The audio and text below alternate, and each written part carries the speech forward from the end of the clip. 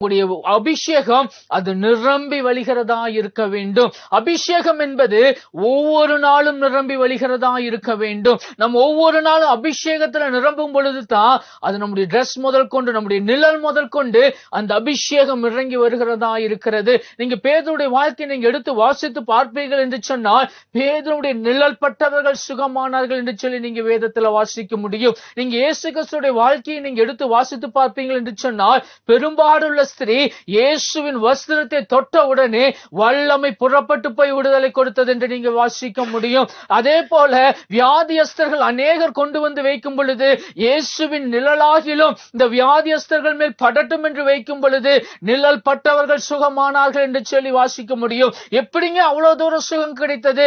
ஒரே ஒரு காரணம், பரிசுத்த ஆவியின் அபிஷேகம் அவர்களுக்குள் நிரம்பி வழிந்தது. இன்றைக்கு உங்க வாழ்க்கையில அந்த அபிஷேகம் நிரம்பி வழியுன்னு சொன்னா, கர்த்தர் உங்களை கொண்டு பெரிய காரியங்களை செய்கிறவராய் இருக்கிறார். உங்க வாழ்க்கையில அபிஷேகம் நிரம்பி வழியுமானால் அது பெரிய காரியங்களை செய்கிறதா இருக்கிறது. அப்போ நம்ம மேல கர்த்தருடைய அபிஷேகம் இருக்கும் பொழுது அது சும்மா இருக்காதுங்க.